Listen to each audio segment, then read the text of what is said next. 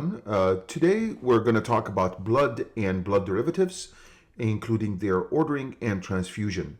I'm not going to do this video from scratch. Jules and the group have done a great job at one of our digital dive-ins, so I'm just going to use their video and borrow it here. The one thing I want to say is that this video has two sections. The first is for providers so they can order the blood and blood products, and the second is for nursing on how to get, administer, and transfuse these products. Look at the description below for those chapters and timestamps. Let's get started. So today we're doing a high-level overview of blood administration and documentation, and we're lucky to have Jules Morrison, our critical care registered nurse, that is going to guide you through today's presentation.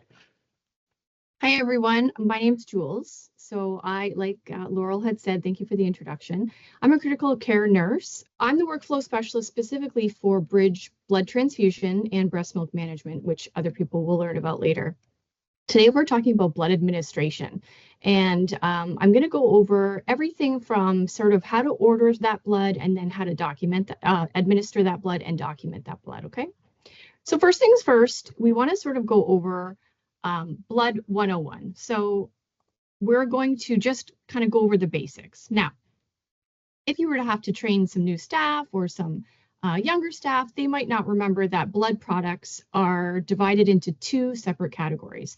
So the first one is blood components, and the second one is blood derivatives. So blood components are what I like to kind of refer to as 3 Ps. So you have your packed red blood cells, your plasma, or your platelets. And if it doesn't fit into those three categories, then it's a blood derivative. Okay, so this will become important later on when I explain more about the documentation. But let's remember, blood products are split between components and derivatives. Okay, so when we talk about ordering blood products, based on what I just explained, if you're ordering blood components, you would search, or the prescriber would search for blood transfusion. So that includes your RBCs, plasma, and platelets. If you're ordering a blood derivative, in the order set, you would search for blood derivatives. And heaven forbid, if you had a massive transfusion, you would search for MTP or massive transfusion 1 or massive transfusion 2. Something that I really want to highlight when we are ordering the blood is that every transfuse order has got to be married to a product order. So what I mean by that is that a lot of people have sort of asked Danius and I about, does the transfuse order replace the infuse order? And the answer is no. And I will explain that in a second. But the transfuse order, actually, that order, when they're married together, that transfuse order goes to nursing and it tasks nursing, versus the product order goes right to blood bank. So you need to have both of those married together so that one tasks nursing and the other tasks blood bank. One without the other won't work. So you always have to have a product order married to a transfuse order. So that's really important. And similarly, when we look at the blood derivatives power plan, same idea. You have a transfuse order married to a product order every single time. When we're ordering blood derivatives, if I'm ordering albumin, 25%, 100 mils, automatically I click on the transfuse and the most common product will also get clicked. If I don't want to order that product, I'm going to have the transfuse order clicked. I'm going to unclick that one that automatically clicked, and I'm just going to click the one that I actually want. Remembering that the transfuse order goes to nursing and the product order goes to blood bank, and together then we can actually infuse it. And that's what I'll talk about in a second.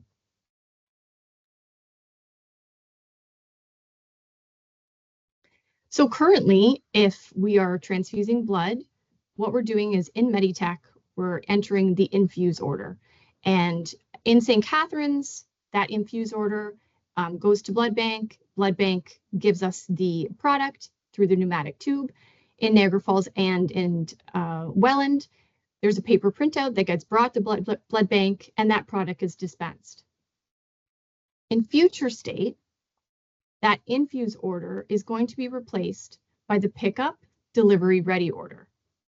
So same idea, when nursing is ready and I've established that peripheral IV and I know this is the time that I actually want to start to transfuse that patient, I'm going to be entering the pickup or delivery ready order.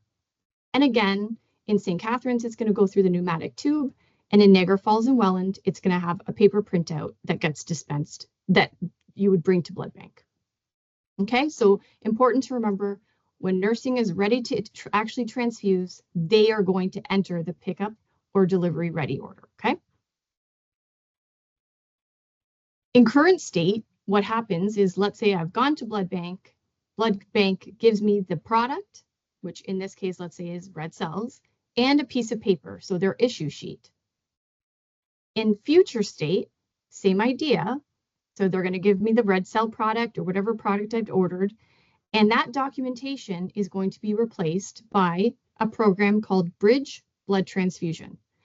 So Bridge Blood Transfusion, which we'll be talking about in a few minutes, replaces that piece of paper. So all documentation relating to blood is going to be done through Bridge.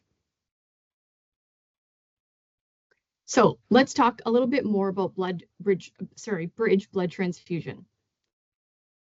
Program that is launched from FirstNet or from PowerChart, CareCompass, and it opens in a separate window, and that's where we're going to be doing all of the documentation related to blood. So if I'm in CareCompass or if I'm FirstNet, along that top toolbar, I'm going to see a little link, and it's going to say Oracle Bridge, and I'm going to click on that link when I'm ready to transfuse the blood.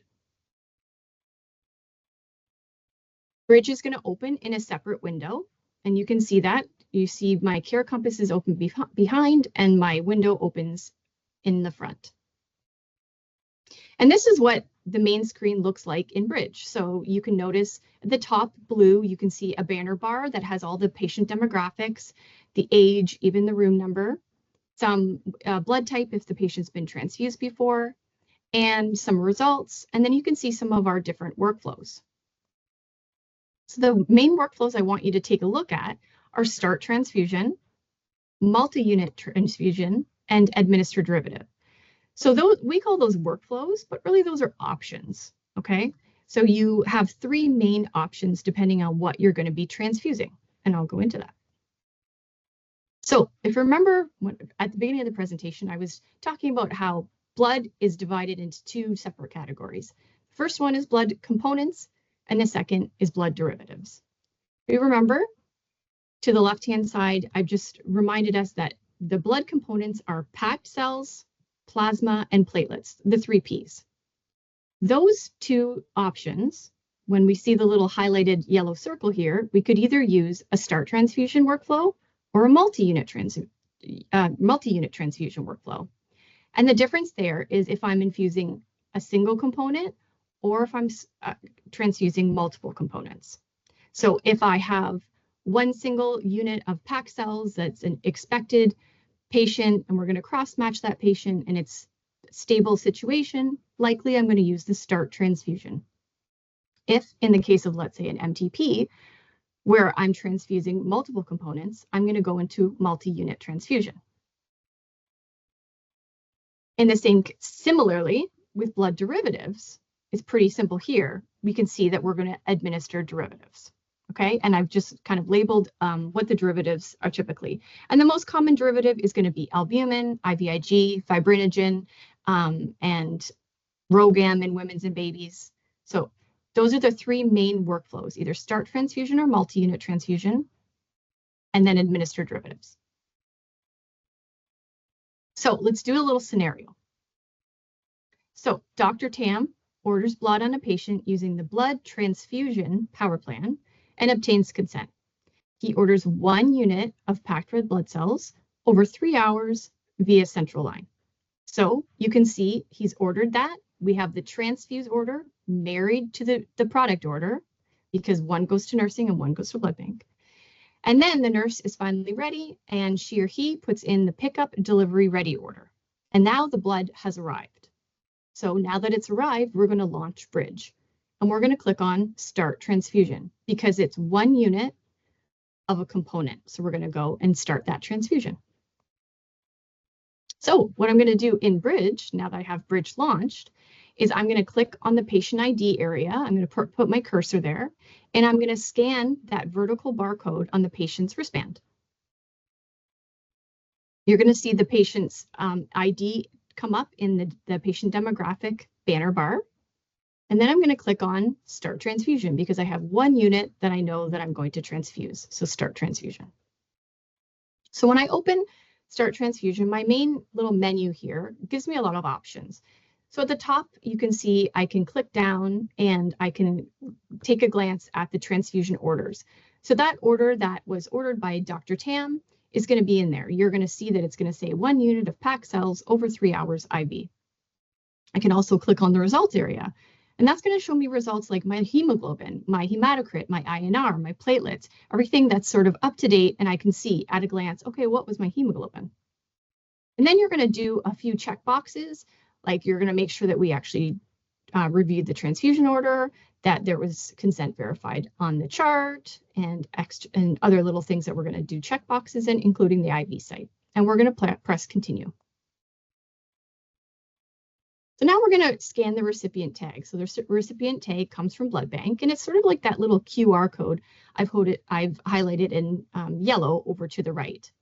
And when I scan that code, because Bridge is 100% scanning based, when I scan that code, all of that patient information gets populated into those areas. And now we're going to take a look at scanning the actual blood product. So things to remember is that we're going to always scan the blood product in a U shape. So if there's 6 different barcodes on Canadian Blood Services blood bags, that's a lot of barcodes. But you can sort of remember it by thinking if there's a barcode next to a buddy, so in the case of 1 and 4 and 2 and 3, you can see that they each have a buddy. Likely you're going to be scanning those barcodes. Don't fear. If you scan the wrong barcode, it will not let you go forward. So you just scan another barcode and it will, until it's correct, it won't let you go forward. So what we are going to remember though, is that we are going to scan it in a U shape. So we're going to go at the top left, bottom right, and then top right. And so in the Start Transfusion, it's going to ask me for the unit number, which is the top left. And then it's going to ask me for the blood product, which is the bottom left. And so we scan in a U-shaped form to populate all that information. So now that information's come up. And now we get to the point where now we've scanned the patient's wristband, we've double checked all these things, we make sure it's the right patient and the tubing is correct and the pump is correct, everything is correct. And we ask a second nurse for an independent double check. So she or he comes over and does all those double checks, including the patient, the tubing, the pump, and the site, and then enters his or her mnemonic and password. Once we do that, the Start Transfusion workflow will tell us to do some vitals. Now, this is the only workflow that will prompt us for vitals, but this one will prompt us for vitals. And so we're going to either manually enter those vitals, or in units that have associated devices, those vitals will flow into Bridge. Big key point here, Bridge vitals will flow into iView, but iView vitals will not flow into Bridge. So you sort of always want to do your vitals in Bridge during and before and after a transfusion, because those vitals will automatically flow into iView. Other way around, it won't work for you. So always remember, Bridge vitals flow into iView. And then finally, we're ready. We can press start and our transfusion has started, blood's flowing, the patient's getting their transfusion. So another thing to remember is that Bridge can remain open in the background. Even if it closes, we can just relaunch it when we're ready. And we can work in the patient's chart, however, if it's FirstNet or PowerChart or wherever in the background, until Bridge is ready. Bridge is needed again, excuse me. So when we're ready to record the vitals at the 15-minute mark, we can relaunch Bridge or open it wherever, if you've left it up open in behind from the patient's chart. And we're going to click on Record Vital Signs. And you'll notice at the bottom of Record Vital Signs in the Start Transfusion workflow only, it'll tell us when those vitals are due.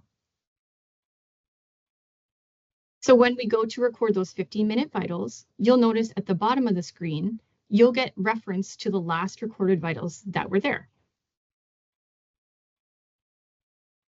Then we can work in the back and we can go back to the patient chart, let the transfusion infuse for the 3 hours that it was ordered for. And when we're ready to end the transfusion, we just relaunch Bridge from the patient's chart and we click on End Transfusion. The end transfusion workflow, you can see that on the left, there's a little radial button. So I can either see that there's only one transfusion going and I can click on that radial button, or I can scan the first and second barcode on that blood bag and it will prompt me for that product. And so you'll see that it's populated there and I want to continue to end that transfusion. In here, we're going to enter the volume that was transfused. So it could be 300 mils, or maybe the patient pulled out their IV and it ended up being 20 mils, unfortunately. That volume will go directly to your ins and outs in iView. Then you'll also notice that there's an area for transfusion reactions. That's a yes or no dropdown. And if it is a yes, then there's more work to be done where we can check off the symptoms of the transfusion, the reaction. And then there's a printout that goes to blood bank. And then we will, either way, if we press yes or no, we're going to press continue. So now this is again going to prompt us for the end transfusion vitals. So again, we're going to either manually enter, or if there's an associated device, it will populate those vitals. And you can see at the bottom, we can also see the last recorded vitals. So that was a lot. So that was our start transfusion. There was 1 unit of packed cells that we were transfusing.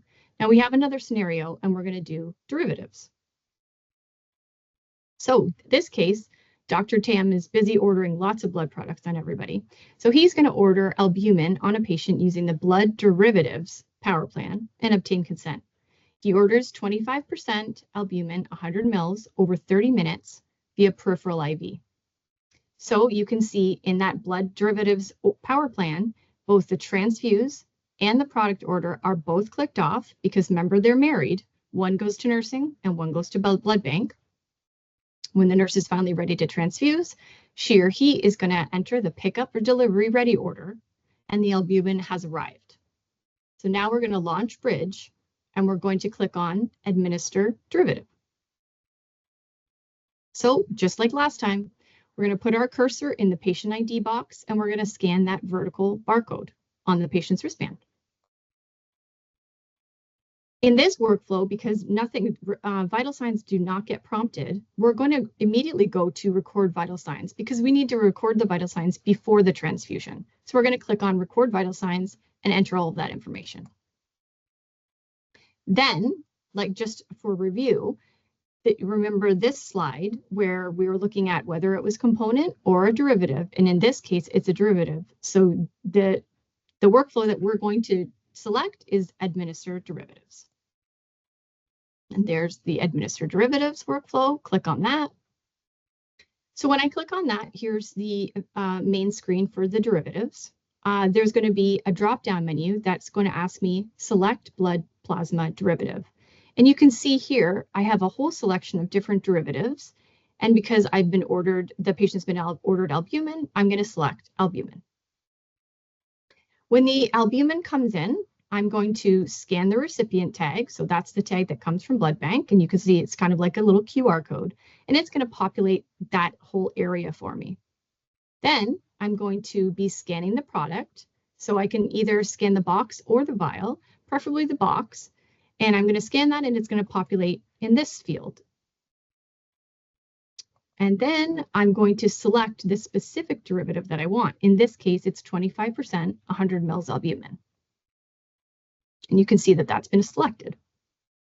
So now I have all my information in those fields. You can see I have put the patient information and I've put the product information. And now I'm going to enter the independent double check. Now, given some of the ways that Bridge is built, this doesn't look exactly the same as the start transfusion independent double check, but it satisfies all of those fields. So there's going to be a second healthcare provider that's going to check off that she or he has verified 2 patient identifiers. and the tubing setup and the pump program. Once all that has been verified, we're going to co-sign with our mnemonic and our password and press start. Once we've pressed start, we can work in the patient's main chart until we need to go back for the 15-minute vitals. But once we've pressed start, you can see that the product flips over to administer started. You can see all of the information there. It's albumin and when it was started. And now we're going to go back to our patient's chart and continue to document other things. At the 15-minute part, just like before, we're going to click on record vital signs. And then when we're ready to actually end the transfusion, we're going to relaunch Bridge from the patient's chart. And you can see that we're going to fill in all of that information. And it's going to click, sorry, let me just go back. Fill in all of that information, including the date and time that it was ended, whether or not there was a reaction, and then also the volume transfused. And then it's going to flip over to administer completed. So now we've actually ended our derivative infusion. Are you sure? Yeah. So now at the end of our transfusion, again, we're going to record vital signs. And remember, Bridge vitals flow into iView, not the other way around. So if I did all these transfusions and I was taking a look around, I want to make sure, did all those transfusions go in, or when was my last transfusion? I can look at Browse Transfusion History. When I look at that, this is the main screen that will come up, and I can take a look at either editing those details. So if I need to change the time or date, I can click on the little pencil icon. If I want to look at more information, like whether or not there was a reaction, I can click on the eye icon, the information icon, to view those details. And I can also click if I notice that after the fact there was indeed a reaction, I can actually change. So this little thing that says no is actually a hyperlink, and I can go in and edit those reactions. So I can actually change that and say, yes, they did have a reaction. Here were the symptoms, and this is what I did. And that's the end of the presentation. So we have a couple of questions to see if people were listening and if I was too boring or not.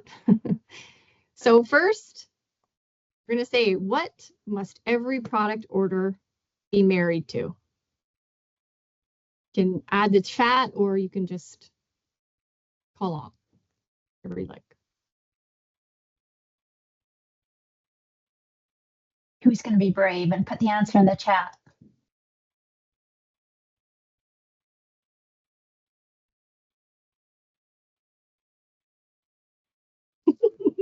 Maybe I didn't drive home the point. Yay, thank you, Wendy. A transfuse order. So Wendy. Every product order must be married to a transfuse order. Thanks, Wendy. What shape do we think of when we scan the blood product barcodes? Francie, thank you. Hey, thank you, Wendy. So we always scan in a U shape. So we go top left, bottom right, top right. And finally, how do vitals flow? Do they go from Bridge to iView, or do they go from iView to Bridge? Hey, thanks, Wendy. Wendy gets a gold star today. Thanks, Karen. Thanks, Francie. So they go from Bridge to iView, right? So remember, our Bridge vitals always flow to iView. There were some questions in the chat that I think were answered. Can someone other than the nurse enter the pickup or delivery ready order? The answer is yes. Oh, Danius, thank you so much. You already answered that. Do the vital signs need to be recorded in Bridge? In the OR in current state, nurses check off see anesthetic record for vital sign documentation. So if the anesthesiologist is infusing the blood in the OR, they are not going to be recording vitals because they're actually going to be using multi-unit transfusion, and they record their vitals on their own. So the answer to that one is no. If a nurse is transfusing in the OR, then the answer will be yes, because we will still be following our policies that we have right now. Is there a task for 15-minute vital signs to alert required? And the answer is no. So just like right now in current state, we don't have anything to remind us to take those vitals at 15 minutes. We did look into having something task, and that looks like it could be something that we do during optimization after go live.